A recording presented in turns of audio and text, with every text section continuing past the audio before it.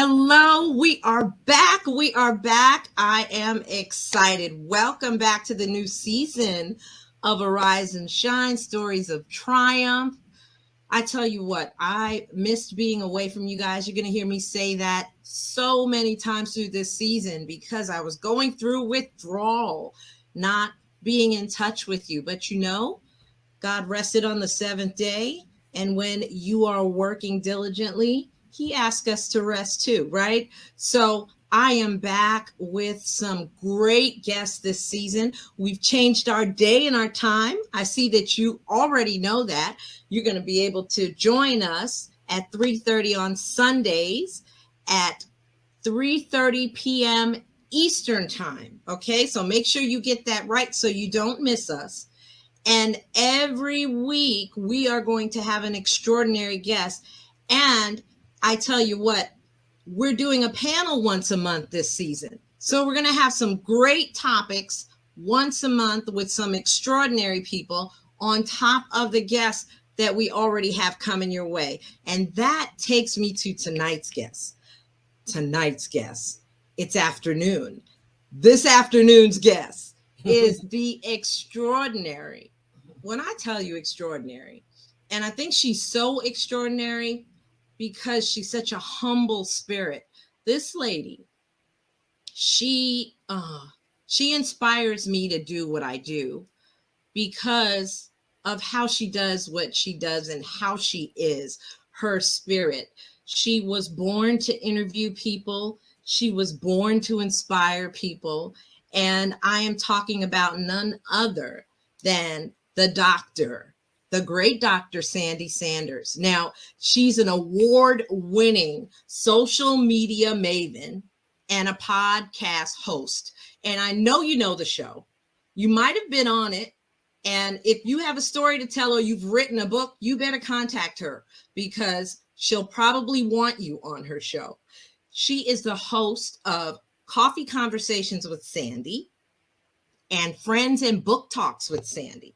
So you have an opportunity to promote your book and what you're doing, and no better show to kick it off with than her shows. She is extraordinary. You can hear her on a YouTube channel. She's on Spotify like us. She is with a media network called CTR. She's on iHeartRadio and Amazon. I mean, Dr. Sandy is, let me see. I don't think I can read you her whole bio, guys. I really don't, because, we might be here for a little while. She's a 6-time best-selling author on Amazon. And I think we did a couple of projects together. So we share some of that. And she is an author herself, a global speaker, and sought out to be a moderator for events. And you'll know why. You'll learn why. I have a very special connection with this lady. She just has my heart. She has had it from the very beginning. She has an incredible personal story of her childhood and dealing with low self-esteem, walking through domestic violence and alcoholism. But I really, I want her to share some of this stuff with you directly. I really want to bring her on stage because I wanted to tell you about her annual event. I want you to tell her to tell you about how she became a doctor. There's just so much for us to talk about and so many accolades for her to share. And if she doesn't share them, guys, I'm going to do it. So that's a challenge to her. Everybody, please welcome this beautiful soul, my guest this week, Dr. Sandy Sanders. Hey, Doc, you are on mute with your beautiful self. How are you? How you doing? I am great. How you doing? I'm doing amazing. Oh my goodness. Congratulations. And that's all I can say. Thank you, hon. That goes to you too. You're doing so much. I mean, magazine covers and spotlights and just amazing stuff. Yeah, I can't keep up with you. I can't keep up with y'all, but I am humbled. I am super thankful. for the opportunity and the invite. Congratulations to you of being podcaster of the year from the Power Oh Up my Summit goodness. with Thank you creator so Kern much. Crockett Terry. We were there and we heard your name, and what better Oh, person? Listen, that we're was super so excited. awesome. Yes, indeed, indeed, indeed. Yeah, you should have came on Well, down here to Biloxi. I need to come and visit. I do. I mean, there's so many of my girls are Yeah, in your neck of the woods, and yeah. I just need to come and squeeze y'all. I know you're gonna feed me good down there. Oh, we are. Cause see, I'm from the Carolinas. I don't know if you know that. My husband's from Charlotte. South Carolina, right? I Shelby, North Carolina is originally where I grew up. I Oh, grew up in Shelby. I okay. lived in Gastonia when I moved back from New Jersey, and my husband's from Charlotte, but we still have family Oh, wow. back up home. But yeah, come here and I'm doing grits and shrimp and grits now. So You got to get acclimated to the region, right? listen, when you start doing shrimp and grits at nighttime for dinner, oh, you have become, yeah, a coastal person. You're part of Yes, the I Gulf believe it. Coast for sure, whether it is Louisiana or whether it's Mississippi. So yes, we enjoy it here. Thank you so much. Well, a lot of congratulations are in order too. I mean, like I said earlier, I could go on and on. Best of Mississippi Social Media Influencer Award. Now, Dr. Sandy, tell me, 5 years ago, did you see this? Did you see all of this? No, I did not. What a good God. I'm What a telling good you. God. And it all started with just putting up a daily post of inspiration, you know, this is the day that the Lord has made, and find a good cup of coffee. I will find a picture of a cup Yes. of coffee, and because I love coffee, and so it all began there. And of course, I had already had an anthology out, and then Kearns said, "Oh yeah, we're doing Trailblazers Who Lead. We want the authors to come on your show." And she said, "And Sandy, you got a show?" And I was like, "I do." And I mean, that will let you know that That my was it. mind, I was just getting on doing doing my little inspiration, and I Keeping it never thought simple. of it as a show. Right, right. But she's such a visionary. She is. She's such a blessing. Yeah, Um, so she spoke that into you, sure and but did. you stepped up to it. Oh, Who is this Sandy that would step up to something like that? Did that Sandy know, you know, if you could share some of your story, because I know some of it, but our audience doesn't. And the journey that you've been on is remarkable. yeah. And to know you're a licensed evangelist, of course. So I think not for that, you probably wouldn't be sitting in that chair able to share any of this. But Yeah. tell us, start us a little bit at the beginning. Okay. How did we get to this remarkable woman we call Dr. Sandy Sanders today? Wow. Um, I'll start with Trailblazers Who Lead. When Yeah. I with Trailblazers Who Lead, I talk about growing up and growing up and not knowing um, who my mother really was. Wow. Excuse me. And because my father's sister raised me. And growing up, with two of my sisters, there's five of us, but the one my sister that I grew up with, we both have the same mother and father. And so our Okay. father, um, his sister raised us, and we were born. Our mother, and I say was, she's no longer with us. She has transitioned. Um, Hispanic, Puerto Rican, and African American man. So Okay. I didn't grow up knowing my culture. I didn't know Mm, anything about my culture. I was raised as an African American, a Black female, right. but I didn't know my culture, but I knew something was different about me. Black And Latina like me. so, okay, you know, thank you, Jesus. So, so you always know that something's missing, something was wrong, something's missing. And I was told, you're not going to be this, you're not going to be that. I was really told some negative things. And I talk about Mm, by individuals that were supposed to have protected me, who was supposed to, nurture me and raise me up. right. And that wasn't all the time. That, those kind of words came out whenever I was being disobedient. I wasn't doing what I was supposed to do. But, Right. and so, but so to speak, that back in the 60s and 70s, yeah, if you lived in a decent neighborhood, you lived in an all white neighborhood. Okay, so that's what I did. I grew up, my aunt, that's where she lived. And so we were kind of raised good, but in behind the closed doors, it was kind of like you was going through some crazy stuff. And so anyway, so I was rebellious, and yeah, I got pregnant my first year in college. Mm, And I I experienced with, like everybody else, I was smoking weed, out of high school and all of that. yeah.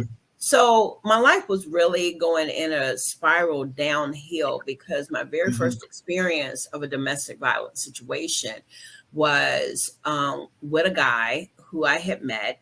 And I mean, to the point that I can remember being choked. I was 19, Wow. probably not big as Mm, this, skinny as I could be, mm. lived in a trailer park. And I'll never forget, somehow both of us drinking, getting high, but I'll never forget. And he was beating me. And I remember him choking, and I can tell you now, remember him choking me to the point that I was losing consciousness. And Wow. there I was, nobody knew until eventually I did tell my sister. And so they got me out of that situation by sending me to New Jersey. And so Mm, that kind of story where you talk about a young girl leaving a child behind and all of that. My oldest daughter, yeah, I left her behind with my aunt to raise so that I could get away from this person who was trying to kill me.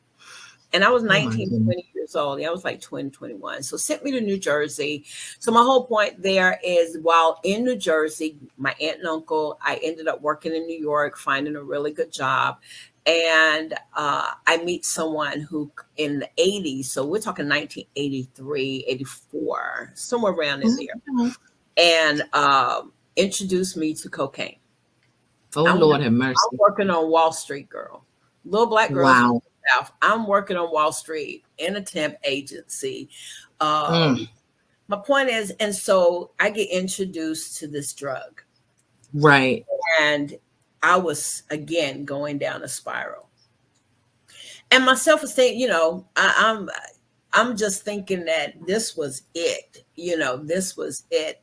And I can remember being so high. I tell people this, my story is that I was so high. I was on 34th Street in a hotel, had been drinking all night, I had been getting high, and Right. I seeing the hand come through the door did not, it was, I definitely wasn't what we call tripping back then. That's not what that was. Wow. It took my high on out.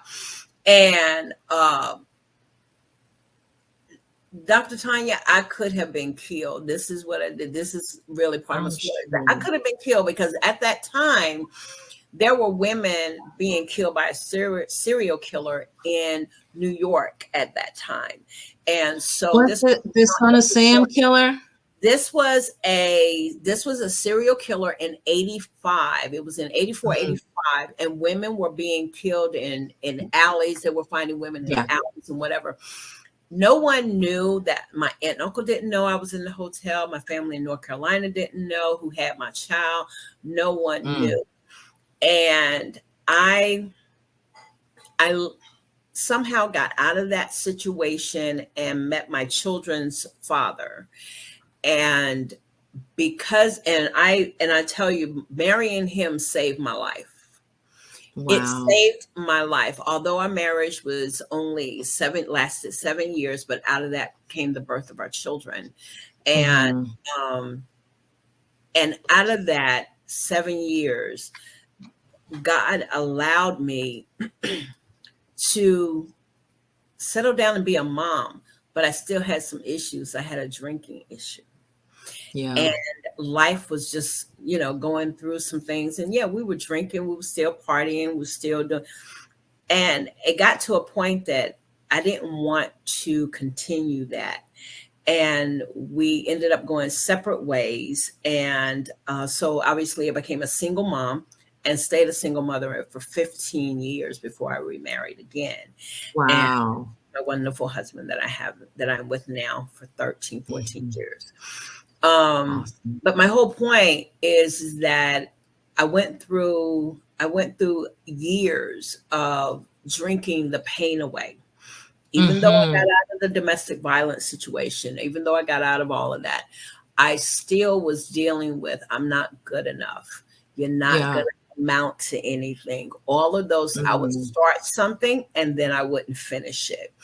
Uh, Right. so I went in the ups and downs, the up in the A roller lot coaster. of highs and lows. Yeah, Yeah. yeah, a lot. And I landed a really good job at telemarketing, telecommunications company right there in Charlotte. We won't say who it is, but big one from Okay. back in the 90s.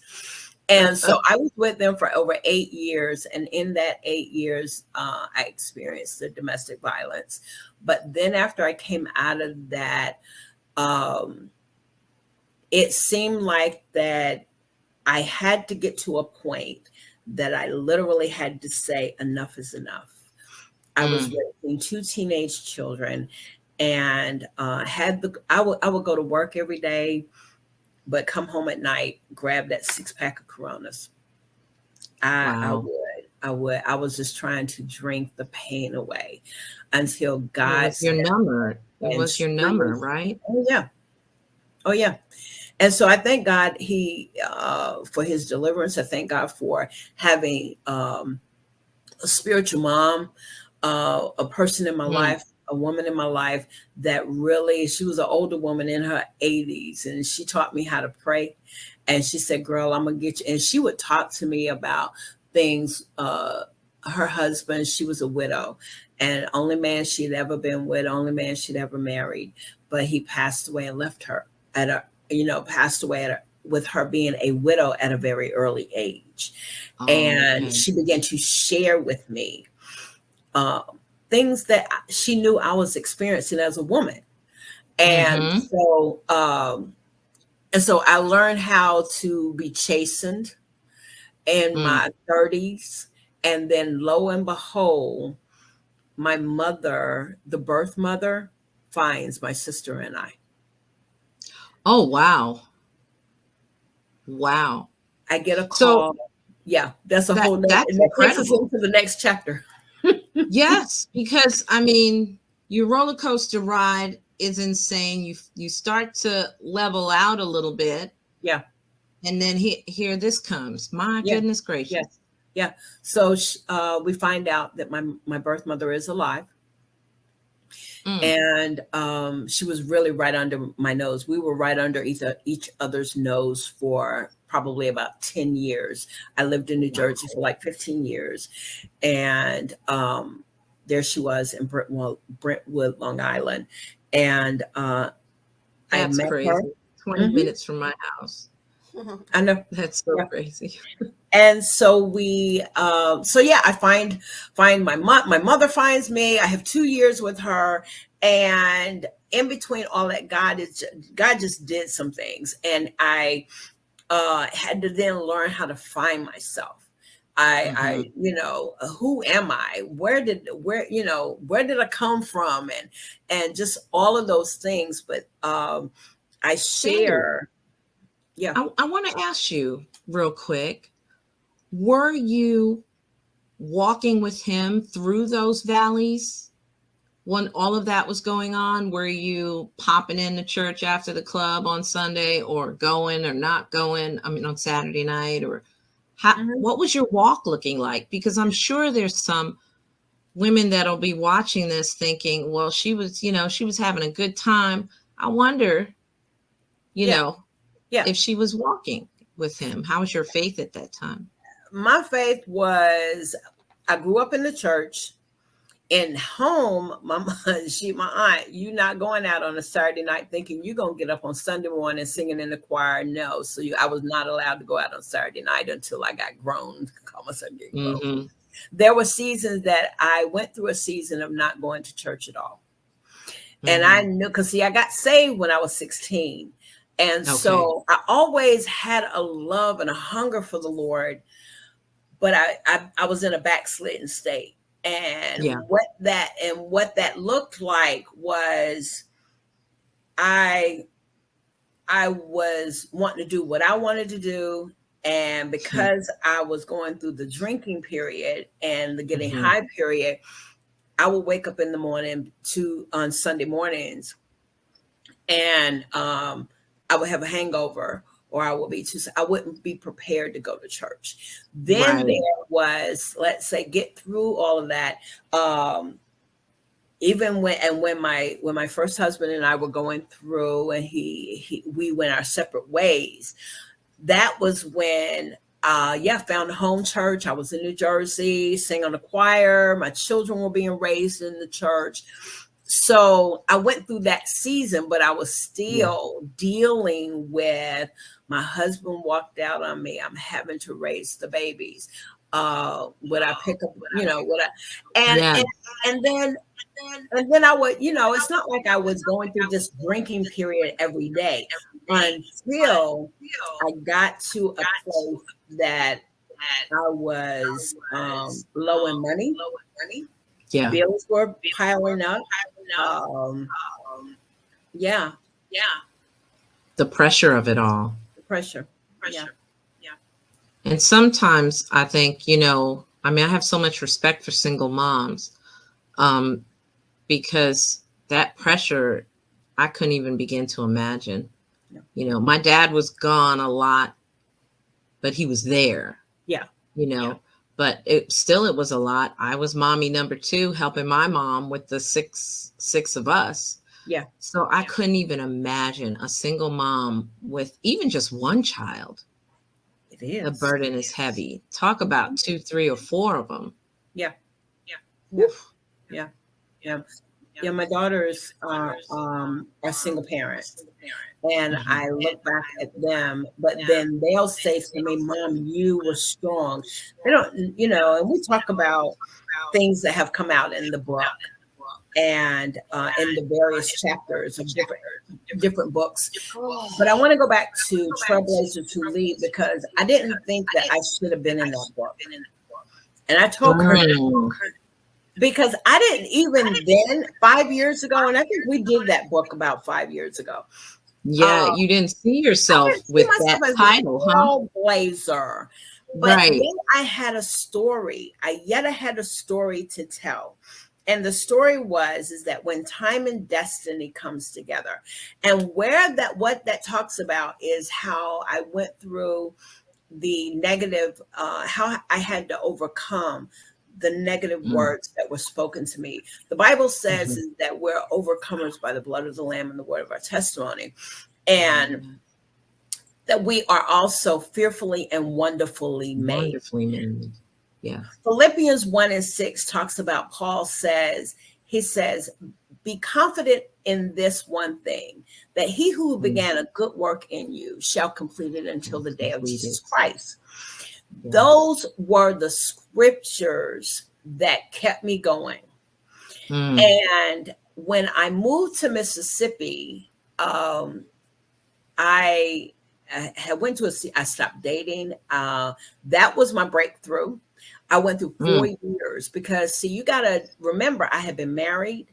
I had lived with a man. That's why my spiritual mother, I thank God for her, because she talked to me. Yes, women, we're going to fall. And She taught me how, and for 4 years, Tanya, I literally had to go through that season. I would not place myself in an atmosphere where there would be men. And the reason, and I used to pray, God, don't, because let's talk about the sensuality. When women are sensual, we're feminine. And I love the femininity of myself. I'm a woman. And Right. we got our stride. We know we look good, and that's how I was feeling. And I knew that I did not. And I'm not saying it in a prideful way, but No, it's a if we don't reality. feel, and so there was another side of me, that where I had the low self-esteem, there was the other side of me. Let me dress up, let me put my clothes on, and let me put my The makeup on. flesh, the Okay, flesh. the flesh, girl. Yes. Yes, absolutely. Yes. The And I flesh was like red and I bottoms. said, God, please don't let that man, Lord, don't let me be in an atmosphere where the man will see easy on my forehead, or that Right. he could easily talk to me and he would just say my name a certain kind of way. And next thing you know, we in bed. Right. We're gonna have a real talk. Let's keep it real. We're gonna have some real talk. I Absolutely. was just having this conversation. Yes, And ma'am. so, and I'm looking, and yes, as you say, real people, real topics, real talk. And That's so right. for that 4 years, I pray, and I'm working in a corporate office where there are tons of really handsome, fine men. But Yes. I had to say, Lord Jesus, because I knew I wanted to be delivered. Yeah. Did I do certain and so I made sure that I spent quality time with my children. I made sure that, and I made sure, and I was in church. I was in an amazing ministry, and God began to pull the ministry of evangelism really out. And in that was when I accepted my calling. Technically, I really had received my call. God had called me. They say, okay, how do you know God called? I heard him say, you're going to preach the gospel. Yeah. And he initially gave me the call in 10 years earlier, but it was 10 years later that I actually said, yes, Lord, I surrender. And it was in that 4-year process that, and so here's the thing, in that time period. And so God began to allow me, once that period went through, God began to allow me to be able to, and I said, be in the presence, be able to go to dinner, and I would feel comfortable, and to be able to go to dinner with a man and know, okay. And I'm as gonna we're be okay. I can handle this. I can handle this. And I Right. can, okay. See you. Good Right. night. Thank you for a wonderful dinner. I enjoyed your company. Right. And goodbye. Right. That's so real, Sandy. You know why? Because there are so many women that they couldn't even imagine feeling not, I guess what I'm trying to say is they wouldn't put themselves in a position to not be near a man. They Yeah. wouldn't take that, they wouldn't sanctify themselves for Yeah. fear of missing out on something. Yeah. And really they would look at that as a weakness. Oh, well, she was so weak she couldn't be around a man. Now all of a sudden she can be. But what they fail to recognize is it is you're sanctifying yourself. You're setting yourself apart on purpose. Yeah. Yeah. Right? Right. And you know what? And I'm glad you're saying that, because I didn't see it that way back then. All I knew is that, and that's what the word says, is that be ye separated, come out from among them and be ye separated. Yes. And I didn't see it like that then, but I see it now. And thank you, because I couldn't identify, I couldn't put words to it. All I knew is that it was a 4-year period. And 4 years is a long time, but girl, we won't even talk about that. Yes. So fast, because it was times I would pray for hours. It was that time of him digging out all of the stuff out of me. And so, and so in that was when, fast forwarding, when I talk about the time and destiny, not really identifying my call in ministry, I'm thinking I was going to have on the gorgeous robe and the stilettos, and girl, I'm going to be preaching in the pulpit the whole night, the Yes. whole look. But in Yes. It 2009, comes with it. prior to that, I was in the bed, and the Lord just began to speak to me in a dream and said, "You're gonna preach the gospel in a pair of jeans." And I woke up laughing. A pair of jeans. And a parent. What, Lord? And how it came to pass was when God brought me here, and I moved here, and of course I married my husband, but I was at our ministry where the Lord has sent me and planted me there. I've been there ever since. I've been here for 14, going into 14 years. And he said, okay, and he, checked my credentials. I was licensed back in Charlotte and at our ministry. And so I came here and showed him my credentials, and he said, okay, all right. And so he had a meeting with the other ministers, and he said, okay, what we're going to do, we're going to start back going to the jail. And I need you all to go ahead and get your applications done and all of this, right? And get your background checks and all that. Yeah. Oh my goodness, Dr. Tanya, I thought my ears were I took off in my spirit running. What that means is that when he said it, honey, I was doing everything. I made sure I made the call. I did all of that. And the other ministers, they were like dragging their feet, the other women, they were. And so I came back and I said, here. And he said, Evangelist, you went kind of fast. I said, well, that's what you wanted me to do. That's right. So saith the Lord. Let's go. I even signed up, and within a short period of time, everything came back good. And then they signed me up for the classes. And he said, okay, so you're gonna go. And I said, didn't that what you want me to do? And he said, yes, that is. So I go to the jail. I get assigned to the trainer. Fast forward, I'm now in my own classroom. I'm now teaching the female inmates, and I start talking. I'm there now probably about 2 or 3 months, and I start talking, and all of a sudden, I'm hearing God literally in my ear while I'm talking. So Here I hear the Lord saying, this is why you didn't die. This is why I didn't allow you to get killed when you were drunk driving, leaving the club, and not knowing how you got home. This is why. And I'm stopping. And so and I talk about destiny and time. I never knew that I was called into jail ministry. I never knew that God wanted me to be in a place to minister to women that were incarcerated. And from there, it just went on. And I went leading up to COVID. I did jail prison ministry for 8 years. I ministered to women that were life offenders that were leaving our local jail, going into prison and serving life sentences. Women that wanted to commit suicide and wanted to kill their own children.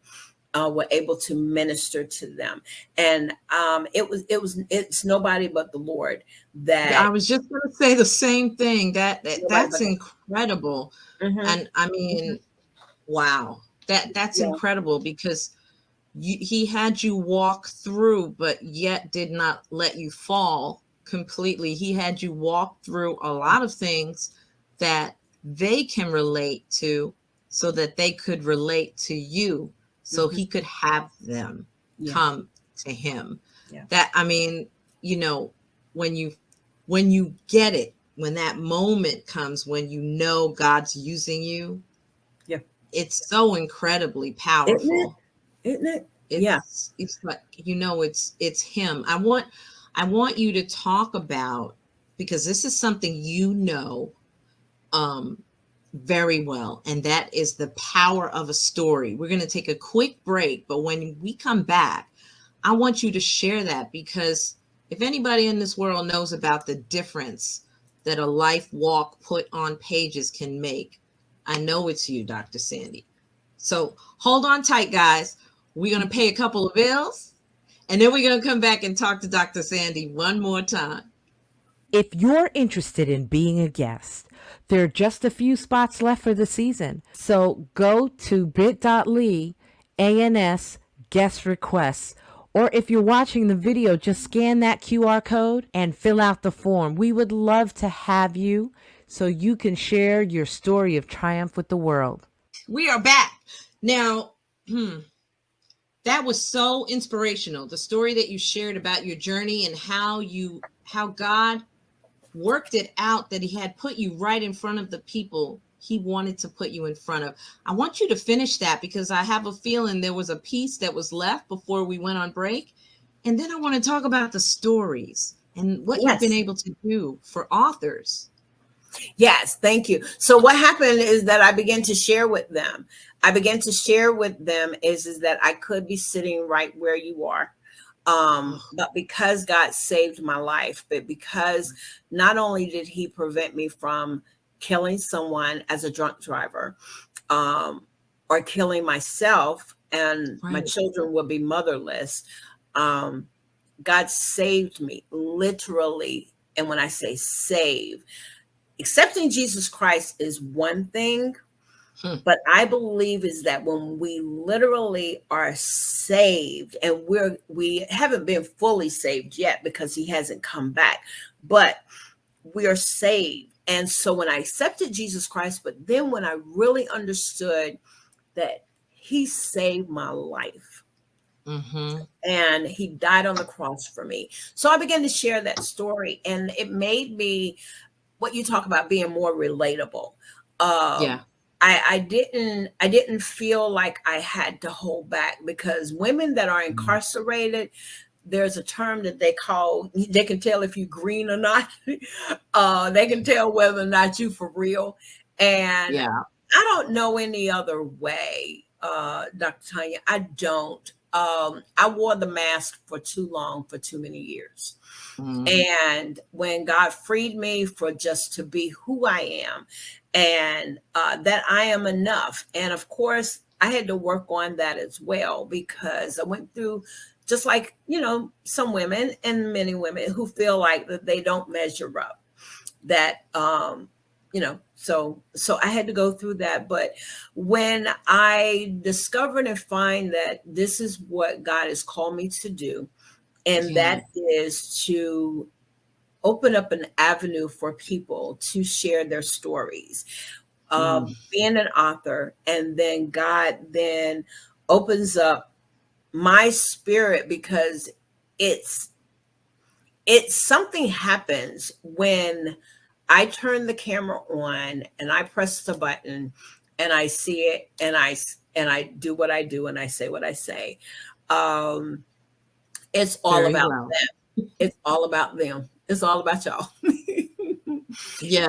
And I'm just, I feel so privileged that the Lord has trusted our platform and people, the authors, and you and I, you've prayed with me, and that's a whole nother conversation. You all, we had a storm, we had a hurricane here and the whole nine, and this great woman of God, I'll never forget that Saturday morning, helped me and my family get through much.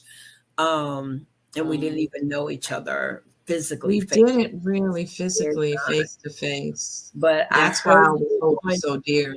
Exactly. And you were doing a Rise and Shine. You were doing Facebook Lives, Rise and Shine. And that episode that day caused me to really be in a place where I really truly needed your prayers.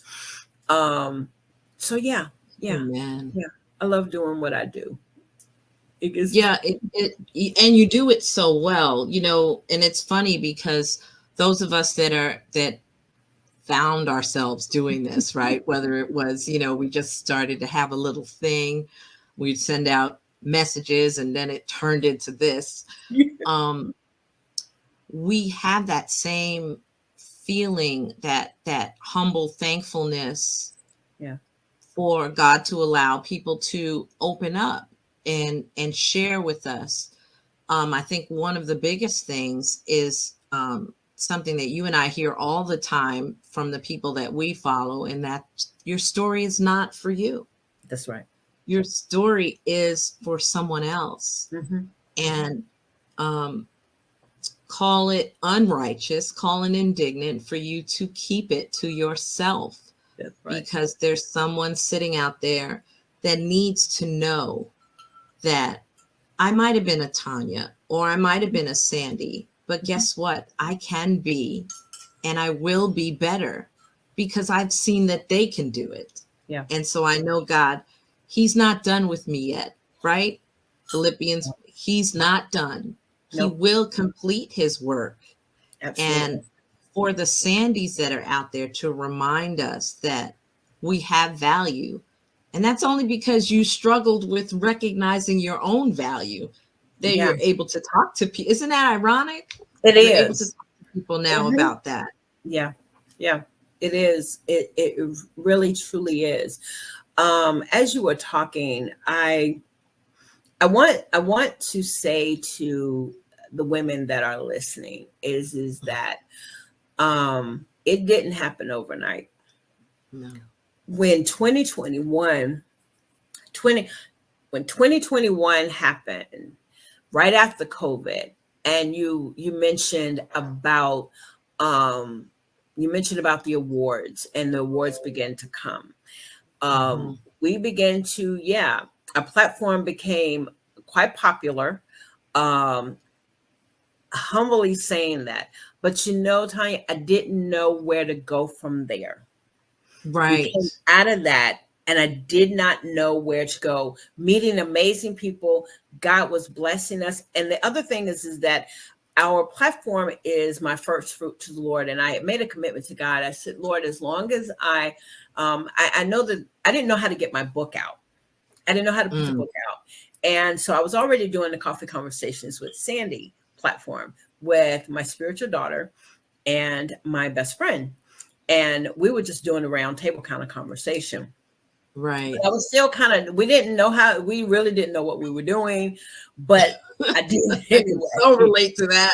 And we didn't know what we were doing. And there was some mornings, some days, and we would do early morning. It was an early morning, 9 o'clock. And I would get up on a Saturday morning, and we would go to, my spiritual daughter is a chiropractor. And she had her own office, her own practice.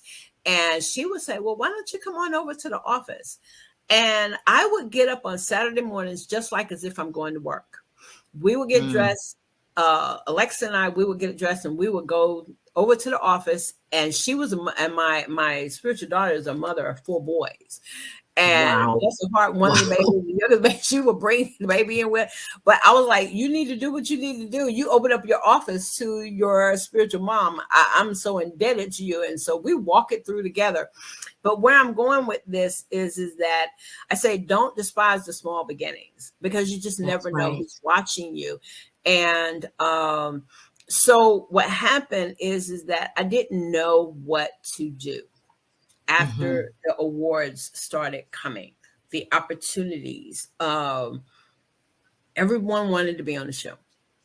Right. And then I was like, God, please don't allow me to get to a place that you are not getting the glory.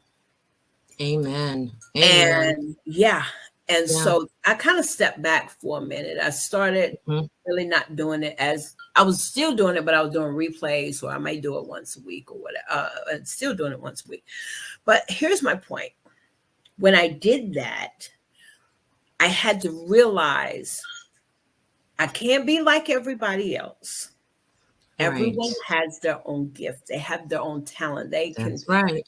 But I know that I want you to have the most amazing experience sharing your story. Yes. Because the whole idea, the whole thing, the whole purpose, if you will, is that you share your story.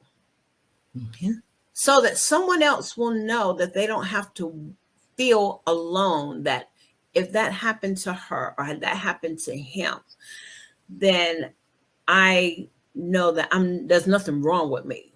One of the things Right. that never going to amount to anything. And then after I started interviewing people, I found out that other women, their mothers, ironically, had told them the same. Not a whole bunch of women, but I interviewed women who Yeah. they said, "Oh yeah, my mother told me I wasn't going to amount to anything," and I said to myself, Hmm. "So I wasn't the only one." No, and that's the critical piece. I'm so glad you send that Exactly. out as a Look at me. message. I'm leaning all in, girl. We having a conversation. Yes, yes. You're not the only one, and somebody's going to be leaning in on the other side of this, Yeah. going, "That's incredible.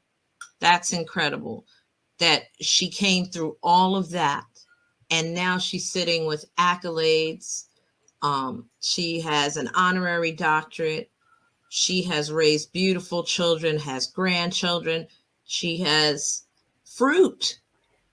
She has fruit, but there was a time Yeah. when fruit was unimaginable. There was a Yeah. time when she was losing consciousness and almost gone. Yeah. So the comeback is real, you guys. And that's why Arise and Shine is here, because there's so many extraordinary people that, like I always say, they could be in the cube next to you at the office. You have no idea the power that you're sitting next to Or until you that you're hear their walking in story. yourself. That you're walking in yourself. Yes. You have Amen, to be, Sandy. let me tell you what, the honorary doctorate that came about. Someone had seen me, an amazing minister out of Atlanta, not a big ministry, a small ministry, but had seen work that I had done. One of the works was we began to see, and it was happening in Charlotte, happening in Chicago. It was happening everywhere you were turning around. You all, Black men were getting shot. Kids were getting shot, and they still are. But what happened prior to COVID, and the Lord, I went to my bishop. I said, we need to have a prayer vigil or something. God is telling me to pray. That's all he's telling me to do, is to call together some youth and pray. He said, sure, go ahead. And so I do this. I put the announcement. I called another pastor. I was just weeping on the phone. I was just crying. I couldn't even get the vision out. And then eventually I had to stop and say, okay, God, give me control that I can explain it to someone that they would. So anyway, to fast forward, we got the word out, and we had parents bringing kids to a park here in Mississippi, here in Biloxi in Mississippi. A Saturday morning, we got the word out, and they came just to pray. Grandmothers walking the grounds. We were just praying. Wow. And at the very end, I had a 14-year-old young man. I think it was around 14, 15. He walked up to me and he said, Miss Sandy, thank you for doing this. Girl, I was done. I know. Thank you for when a child will say, thank you for praying. See, we can't take it for granted that young people that go to church, okay, yeah, they dancing. Some of them are dancing and shouting, and then some of them are sitting quiet. And they're doing two things. They're watching us, and they're seeing, are we taking time for them? Now, youth ministry is not my gifting. It's not my area of gifting and anointing. But when I get around young people, and so for that young man to me, so that's what happened. We were doing that. We do a domestic violence walk just prior to COVID every year. And last year, year before last, we did a proclamation of a young girl that her mother goes to my church. She's a dear friend of mine, domestic violence situation. And to bring some healing to her mother, we named it the Gabby Reed Day. Gabby was burnt. She was doused with gasoline. She was getting ready to go to the military, and I'm about to cry because I never got to know her, but I knew of her story. And her mother was a church member of mine, and I knew her mother was still walking in pain. And Lord dropped that in my spirit to do that, to bring some honor. We didn't want her life to be known by her For that situation or act. her Yes. circumstance, but was a Right. high school honor student, but got caught up with the wrong kind of guy. And he's serving time now. And so that's how the honorary doctorate came about, is that we do a domestic violence walk called Love Doesn't Hurt. I think that's what. Yes. And then our prayer vigil. And so I'm before the Lord now, asking God to, let me know what is our next community effort. Hmm. So we'll know where that is, because the school is Eladon School of Solutions out of Apple Valley, California. It is the same. Okay. Dr. Shirley Caesar, I'm in her class. Her and I are in the same doctoral class from this Wow. particular school. And we had to do ours virtually. They still had not Mm. released the year I got mine. And I held on to it for a while, because I was saying, okay, I haven't earned like the college degrees and all of that. But I had, and God released me from that. And so I'm still Yes. walking through, but Yes, Dr. it's Sandy. other people. It's other people. But yes, stories, anthologies, visionary authors. You're one yourself. You did a visionary. You're a visionary I author. did. I did. Arise and Yes, shine. I did. I It was such salute an you amazing all. experience. Thank you Yeah, so much. You yeah, were a supporter through the whole thing, and I appreciate you for that. And absolutely. I'll be sure to let everybody know, you can go to TanyaBlackwood.com and get your copy. It's a copy. But it's an extraordinary experience. It was for me, because in all the other works that I'd been in, Mhm. I was one of the co-authors. So I was one of the stories.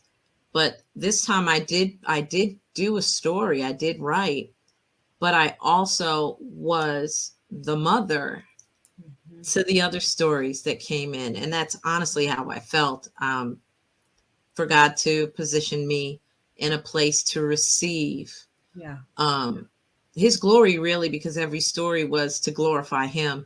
That I just considered it such an honor. And the Yeah. relationships that I have with all of the authors is something, even in the other anthologies I've participated with. Mhm. We have lifetime friends Lifetime because friend. of Yeah. these anthologies that we've participated in.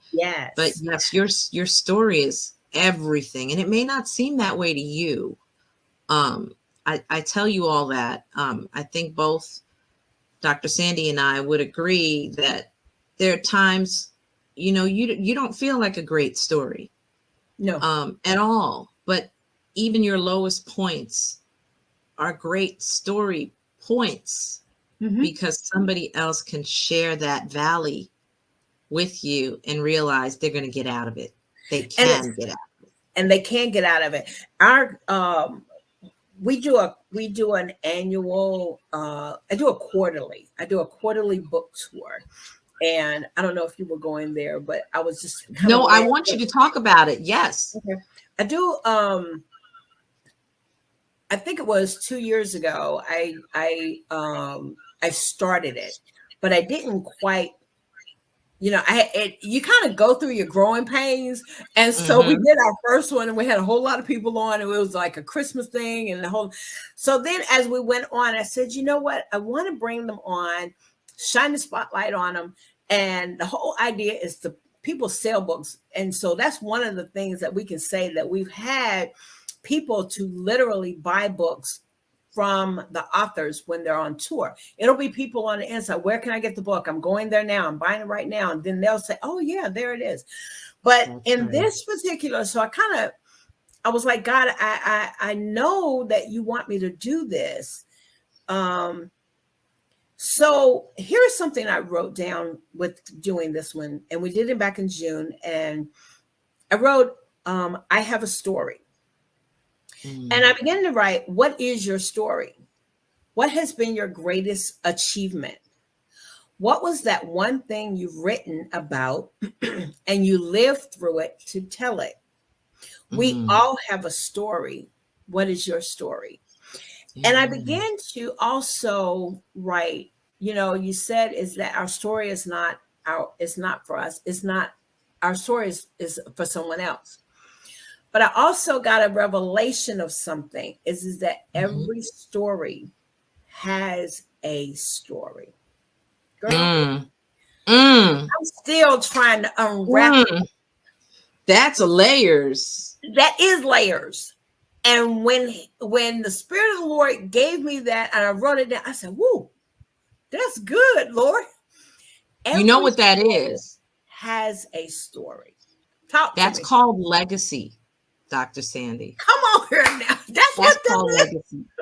That's called legacy. The story of a story of a story. You're building legacy. So, yeah, that's powerful. That's powerful. Well, God has, I'm telling you, this tour that we're on on the brink. We're in the last week of it. The group that will be coming on this coming Saturday will be culminating. But the authors that have come through, we want to give a kudos. Visionary authors, I'm telling you, you all are amazing.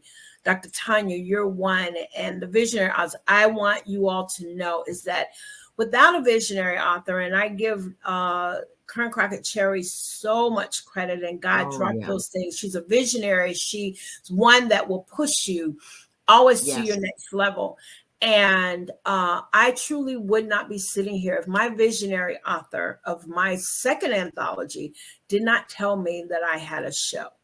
And it didn't look like a show, but she said you have a show. So and what has done, it's put me in atmospheres and conversations with the host of this program. Arise and Shine. Her and I, we've had an opportunity to be on various platforms together. I support as much as I can to her. I'll pop in when I see her on. I just want to pop in and just be, I just want to be there to support, but also to glean and learn. Yeah. I'm even though I'm 61, I feel like I'm just starting to live. And you don't look 61, honey. God is good. Okay. Absolutely beautiful. And I feel like I'm just beginning. But let me and then I'm gonna get out of I'm turning into the host thing.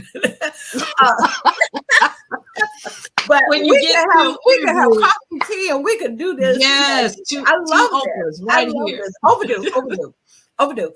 So quickly. And so anyway, God has shown up tremendously. I want to share about this one testimony. She was one of our first interviews on the tour. And her name is Kim Langley. You and her, I think you both are together on the kudos to the amazing Dr. Believe in your dreams. Believe in your dreams. Absolutely. Yeah. Another one. Yeah. Great woman of God.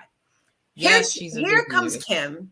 Kim is talking about her book, When Favor Found Me. We're talking about the favor of God. Mm-hmm. And she shares the fact that she's in her 30s and she's now 50, but she was in her 30s, had never been to church, never knew about Jesus, never had a Bible in her house. And God audibly talked to her and gave her scripture. And to me, that right there, that's one. And then months before that, God allows me to meet these amazing people. I met a young man that had just been released from prison. I'm going through the reels, y'all. We learning all of these new things. And I'm saying, so I see this video of this young girl, of this woman running out, jumping at this man's arms, and he lifts her up, and he's coming out of prison. And naturally, me doing jail ministry, I'm like, oh yeah, it's good to see people meeting the family like this. They got their support. Yes. Lo and behold, he has the book. He has a book out, and I'm reaching out to him, and his name is Christopher. I'm gonna get his name in just a minute. Y'all need to get his book. That young man They wrote a book about talking between the vents, and what he was about to commit suicide in a high what they call a maximum security prison. Security And prison. the Yeah. only reason why he was in there because he had a little bit of weed. And God saved this boy. And he's a father, and he built a strong relationship between him and it's called my how Letters to My Baby Mama is what the book is called. Wow. But how many Black men and then just men period that are locked up because of things, just minor charges. And Right. had God not been wrapped around this young man, and I'm telling you, I'm often been thinking about it. And so it allows me the privilege to meet people like that. Yes. That's why I love what I do. I'm right there with you. I'm right there with you. And I can so identify with the period of time that you said you walk through, because honestly, full transparency, as I'm receiving awards, I'm in a place of what am I going to do with this? What do I, so I want to say thank you to you for letting me know that I wasn't cuckoo for Cocoa Puffs when I was processing things too. People, you have somebody out there who's, you may not believe it, but they felt what you're feeling. They're walking through it, or they have walked through it. You are not alone. And it hurts my heart so much to know that suicide is so high right now. It is. But I'm going to keep doing what I'm doing. And I know you will too, because I know that God has purposed us to build generations and to fortify positive legacies, to let people know that they can have breakthroughs, they can break generational curses with just a story. Just a story. It can start with a story. Absolutely. It's that simple. And I really want everybody to know where they can find you. And I'm going to go ahead and put something in the comments later. But if you can share where they can find you, Sandy, talk about that for a little bit, and anything you have coming up that they need to know about. Okay. All right, great. Well, you can find me on Facebook, just simply Coffee Conversation with Sandy and Friends. You'll see our I think it's our profile picture, Coffee Conversation with Sandy and Friends. And of course, Sandy Sanders. You can find me on Instagram. I am Sandy Sanders. YouTube, our YouTube channel is just simple Coffee Conversation with Sandy. And that is the same podcast title on Spotify. And we're through CTR Media Network. And what we have coming up simply is just finishing out the tour. We have Dr. Renee Minter, who is going to be on this coming Saturday. We have evangelist Cynthia Amiga. I know I'm not saying her last name correctly. We have some phenomenal, I'm just calling 2 names, but it's about 15 of them. We have Pastor Paulette Harper, one of the contributing authors out of California. She's also one of the contributing authors of the volume 2 of Live Faith Out Loud. Dorothy P. Wilson, amazing woman, visionary, of course, again, herself, has sent over the authors. We're also in that anthology. And so I'm so thankful to have those books. I just finished that one, anthology, Live Faith Out Loud. And I also just finished, and this one is about to be released, is Undefeated with Kern. My writing is different now. Have you noticed? Has that happened with you? Did that happen with you? I talk about that. And maybe that's another, I'm going to bring you on. And if we can have a round table, that would be great. This is going to have, and those that are listening, you may have been thinking about doing a podcast. Listen, girl, go ahead and do it. There is enough pie, enough to go around for everybody. Yes. And nobody's story matches yours. And that's it. Nobody's And sure. this is not what they call crabs in a barrel. That's not Mm-hmm. us. This is not us. If Most anything, definitely not. just like you brought me on my show, and I'm not saying I want her to come on my show just because of that. This is a genuine invitation because, Yes. as they say, we roll like that. Yeah, come on, girl. Yes, we Let's talk. do. We Yes, do. It's absolutely because genuine. and other women, I believe that when we come into that space, that we can just have a dialogue and a conversation that we'll be able to bless some other sisters. I'm in a place Yes. now that had an experience, but I'm in a place now, Dr. Tanya, and I'll be quiet, is that God I don't has know. taken me to another level in my walk in life, in my walk with the Lord, is Mhm. that I can't go back.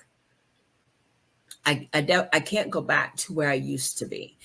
And Right. where is that? That is a place of faking, Mm. walking in pain. If Hmm. I'm hurting, and I'm going to tell somebody. I'm going to tell my That's right. husband. I'm going to tell the Lord. I'm going to tell the children. I'm going to tell my Yes. BFF. I'm going to tell somebody. Yeah. I'm You going to have tell to. somebody. And then if spend time with my children. Oh Lord, I thought Lynette, excuse me. But um, but spending quality time with your family as well. That is so That's so important. important. That is Yeah. so important. Is making the time to be with our children and our grandchildren. Yeah. And I'm gonna be quiet now.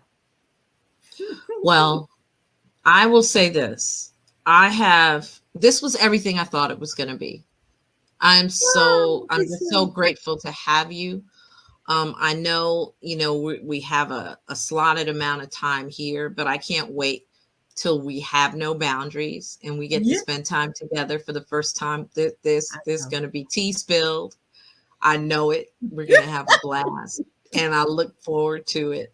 Thank you Yes, so much for gracing Arise and Shine with your presence. And I love you. I will be walking to support you always. And I ask you all to do the same. Please do go to her website, follow her on Instagram.